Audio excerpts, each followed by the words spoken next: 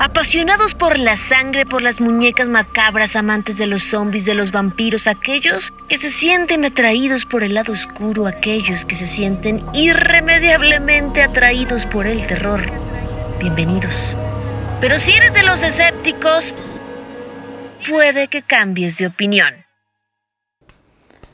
Es que imagínate, pues, la escena.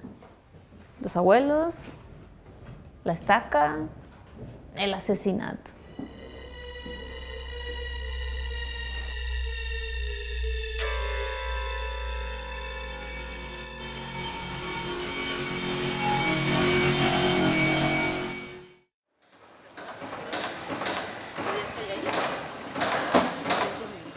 Vi una niña con un vestido blanco, más o menos unos 6 años, pelo negro.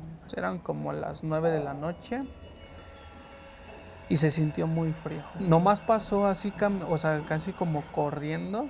Nomás la vi pasar así rápido. Su tono de piel se le ve muy, o sea, como gris, no sé, o sea, muy feo. O sea, no se ve, o sea, como si tuviera así color, ¿no? Creo que esa es de las veces que he sentido más miedo. Muchas veces las personas piensan que el fenómeno paranormal simplemente radica en una anécdota, ¿no? Es decir, una persona que vive un hecho que no puede explicar y que no tiene un entendimiento de ello, empieza a buscar explicaciones, pero lo busca o trata de buscarlo en personas que le rodean. En el espejo yo me estaba peinando y en el espejo de repente tengo un espejo grandote, como de mi estatura. De repente se me apareció alguien así como que atrás una sombra negra. La verdad me salí corriendo porque pues dije, no, esto no es mi sombra. Cuando tú haces una indagatoria directa con el individuo, nosotros nos podemos dar cuenta si lo imaginó, si sí lo vivió, qué fue lo que vio con detalle preciso. Con base a la psicología nos damos cuenta que vivió exactamente. Y hay personas que sí les ha pasado. ¿Sigo grabando? Un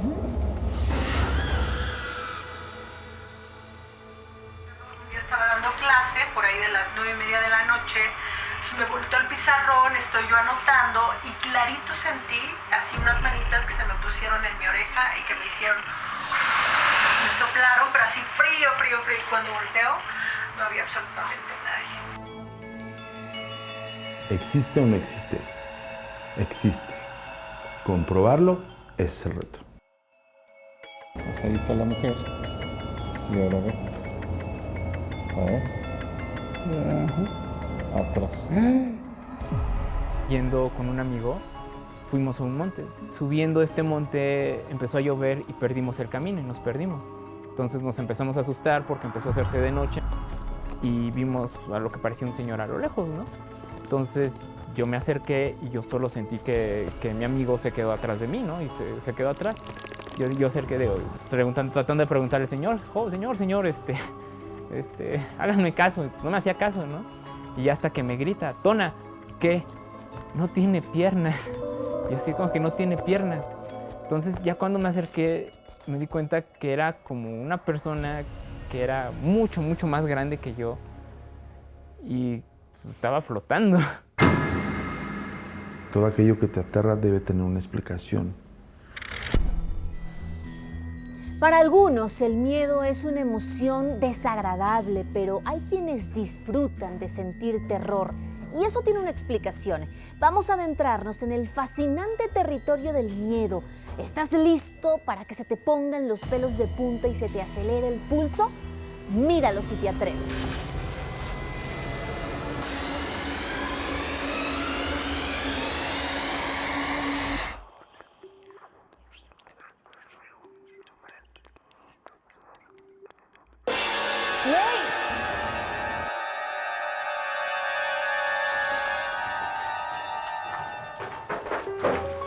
Soy un fanático del terror.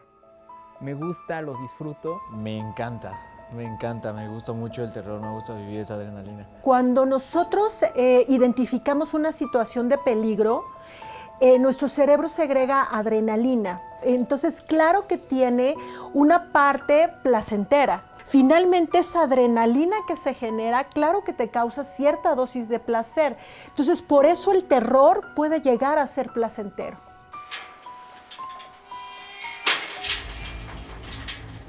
El miedo es para unos una emoción que no les gustaría sentir, pero para otros es simplemente fascinante.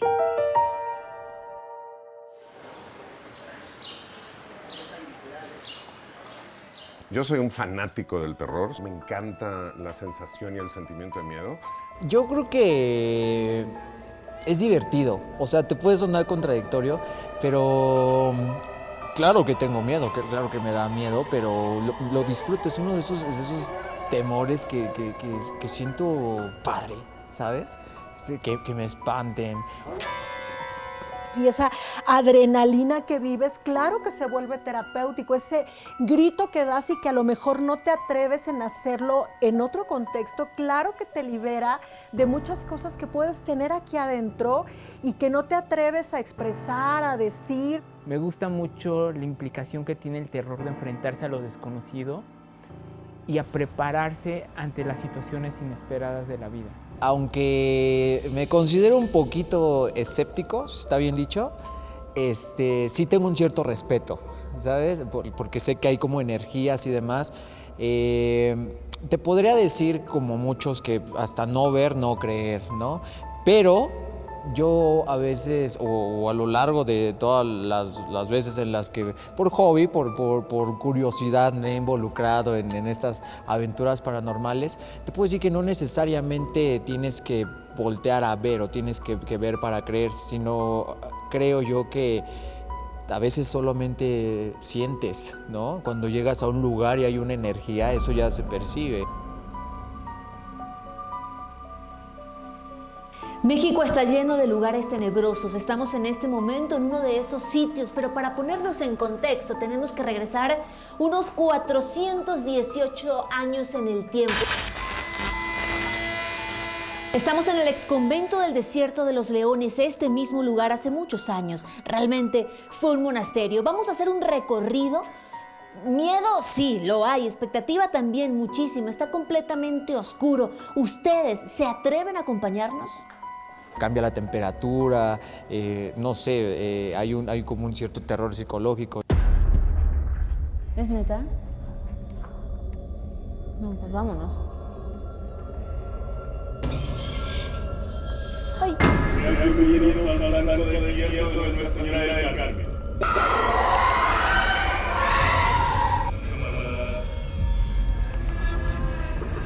Se siente el ambiente muy denso, como muy pesado, hay muchos gritos. La verdad es que para mí ha sido una experiencia terrorífica, nunca me había enfrentado a algo así, sobre todo el tema de la oscuridad, no se ve absolutamente nada, pero vengan, vamos a seguir el recorrido.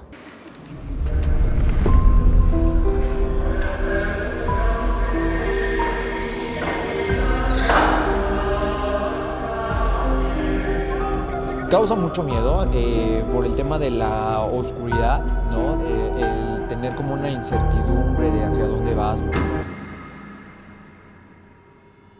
Misión cumplida. ¿Con miedo? Sí. Una de las cosas que más me provocaba ansiedad era el tema de la oscuridad, el no saber por dónde y cuándo iban a salir los efectos o todos esos actores que hacen que la experiencia sea más terrorífica. Pero, bolillo para el miedo. El miedo es un sentimiento que nos sirve para sobrevivir. Gracias al miedo nosotros podemos generar una alerta y al estar nosotros alerta podemos identificar el peligro. Es un sentimiento innato. Sin embargo, conforme nos vamos socializando, lo podemos convertir en temor o en terror, y ese es aprendido. El temor, es un miedo chiquito, pero además irracional, hacia algo que no hemos experimentado. Y el terror es el miedo potencializado, ¿no? Que va vinculado con experiencias que nos generan parálisis, agobio, angustia.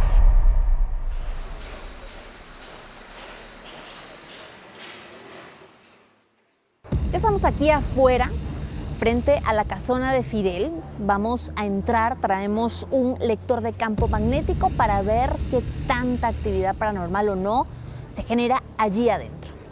La casa se divide en dos partes. Vamos a entrar en esta primera parte, que es la planta de abajo de la casa. Y aquí nos encontramos con una primera habitación, una casa que se ve realmente deteriorada. Estamos hablando de una casa que data de 120 años.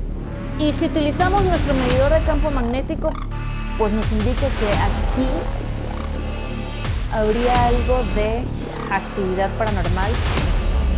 Los pisos son de madera, están rechinando todo el tiempo. Aquí hay otra de las habitaciones, pero como que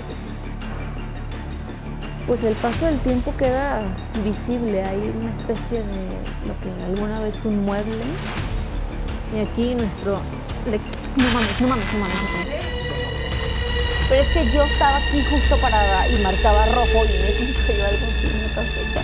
No, eso sí me asusté. Eso sí me asustó horrible. El domicilio era habitado por una pareja de adultos mayores y su nieto, Fidel. Los padres del joven habían fallecido años antes.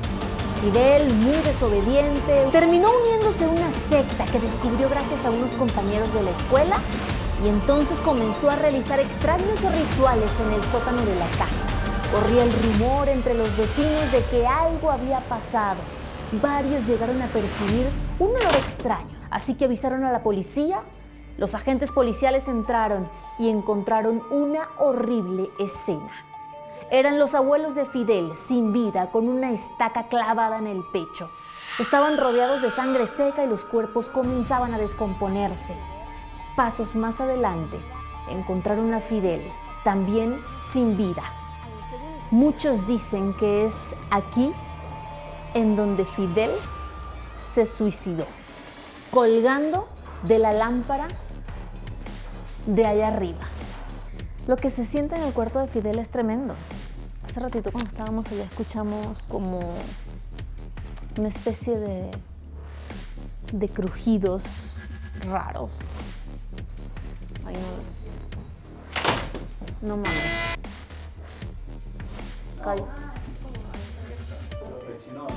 No, se cayó algún pedazo de pared. Sí, no es broma. Es un cuarto que está apenas a unos pasos de la recámara, en donde muy probablemente y en donde dicen que encontraron muertos a los abuelos de Fidel con una estaca clavada en el pecho. Hasta escalofríos, ¿verdad? Este es el baño de la habitación y fíjense que hay algo particular en esta puerta. Desde que ocurrió el asesinato y el suicidio de Fidel, la puerta no abre. Los dueños del lugar nos dijeron que por años han intentado tirarle, incluso con mazos, con martillos, con herramienta, y de plano la puerta no cede. Es algo pues bastante llamativo, curioso, dicen ellos. La otra sí, abre y cierra perfectamente. Es parte del sótano donde se supone que Fidel hacía este tipo de rituales y satanería después de esta secta a la que él ingresó. Y la puerta que está... Es muy desafiante, pero sí existe. Oye, ¿por qué hay espíritus que se quedan en espacio-tiempo, en el mundo terrenal? Porque los apegan las cuestiones terrenales. ¿Qué es eso? Un vínculo emotivo, una muerte súbita, una muerte trágica. ¿Qué pasa con esto? Nosotros no investigamos fantasmas, Nina. Los fantasmas para nosotros no existen. Nosotros investigamos espíritus. Yo te puedo decir y clasificar y mostrar con evidencias, documentos que te digo, son videos.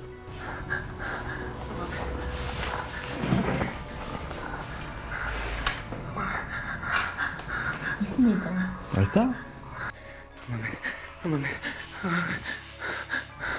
No mames. No mames. Es un chico de 20 y tantos años, casado, que de la noche a la mañana empezó a vivir hechos que no puede entenderlos. Él se acerca con su familia y su familia lo ve como diciendo, pues, lo imaginaste, ¿no? La llamada que nosotros recibimos en el 2017 fue, necesitamos que nos ayude a nuestro hijo, se está volviendo loco.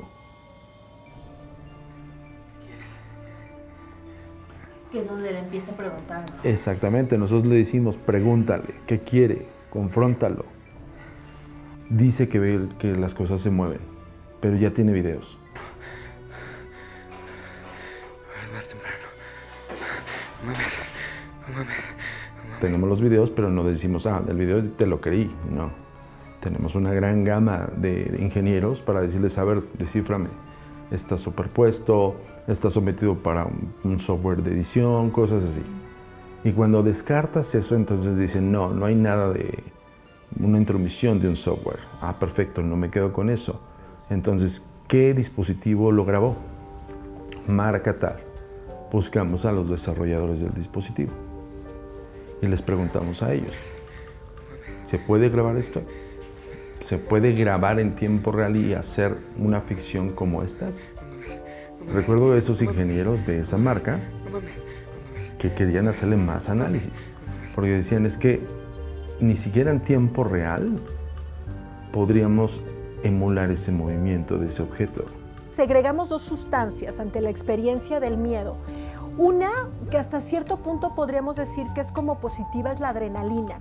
Cuando nosotros segregamos adrenalina, nuestro corazón se acelera, nuestra pupila se dilata, nuestros poros se abren, nuestros cabellos se erizan para identificar el peligro, nuestras fosas nasales se abren y empezamos a respirar con más frecuencia. ¿A copal?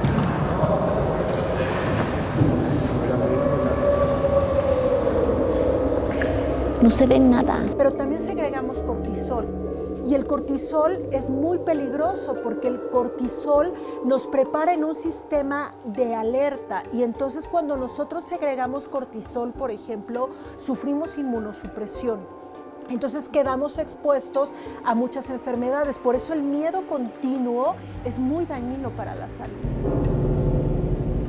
Para mí el terror es como para los vigoréxicos que van al gimnasio y hacen ejercicio y liberan endorfinas y quieren hacer cada vez más. Yo ya soy adicto a ese sentimiento, y a esas sustancias que libera el cuerpo. ¿Sabían ustedes que a los mexicanos les encanta el terror?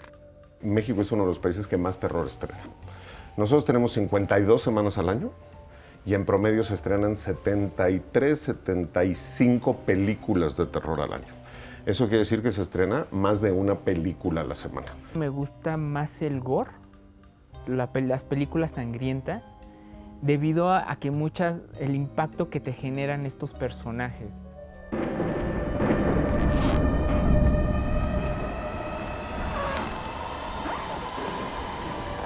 ¿Qué tipo de terror se consume en México? A ver, en México es muy claro, Todo lo que tiene que ver con el diablo, los exorcismos, la brujería, las posesiones, los fantasmas, las cuestiones paranormales, eso es lo que más funciona en México. Estas son las representaciones de las 3 etapas del Nahual. Bestia en 4 patas, bestia bípeda y bestia humana. Y por ejemplo en México los asesinos seriales no es algo que funcione. En cambio en Estados Unidos, que todos sabemos cómo es esa sociedad, los asesinos seriales es una de las cosas que más funciona. En México los vampiros y los zombies no funcionan. En Europa los vampiros funcionan muy bien. Entonces nosotros, y no solo es en México, sino en realidad en toda la franja latinoamericana, lo que más funciona es lo que tiene que ver con Dios y con el diablo. Lo disfruto, O sea, me emociona. ¿Qué tiene el mexicano? Pues que disfruta y que tiene una relación muy particular con la muerte y con la fantasía. Una predisposición por lo fantástico. ¿Qué tiene el mexicano? Una grandísima culpa, Y una profunda fe.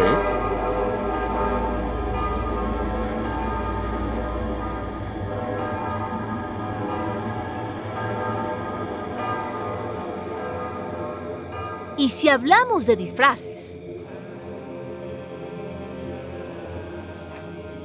Sí, disfruto disfrazarme y es una costumbre que desde pequeño se inculca, desde que tú ves a los disfrazados. Dentro de mí, hablo de mi caso, fue como que agarrarle un amor porque por parte de mi familia todos se disfrazan y aman esa tradición y soy uno más.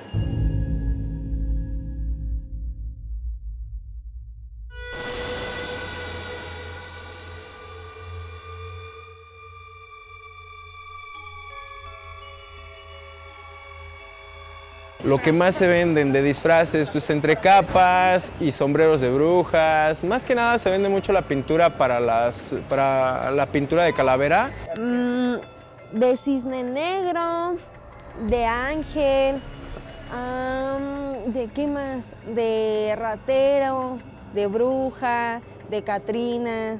Hace rato se acaba de vender un disfraz por 700 pesos y fue de carcelero. Tengo máscaras de 70, 80 pesos, como estas de acá. Y como esta que es americana en 2,900 pesos. Lo que más vendemos ahorita es la máscara de la monja. He invertido en alrededor de varios trajes y ya son varios los que he tenido.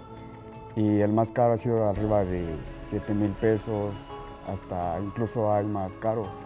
El proceso de mi disfraz, de caracterizarme, me lleva alrededor de 1 hora a 1 hora y media y aparte ajusto detalles, sí, prácticamente son como 2 horas, sí. Si llegaste hasta aquí es porque te gusta el terror. Fuimos a casas tenebrosas, a lugares paralizados en el tiempo, hablamos con expertos, conocimos anécdotas, sentimos y vimos cosas inexplicables. Yo misma experimenté el terror porque no es lo mismo contarlo que vivirlo, para al final entender que el miedo es la emoción más antigua de la humanidad. Ese miedo a lo desconocido nos atrapa. No se autosugestionen, el miedo también está en la imaginación. Piensa bien y entenderás lo que digo.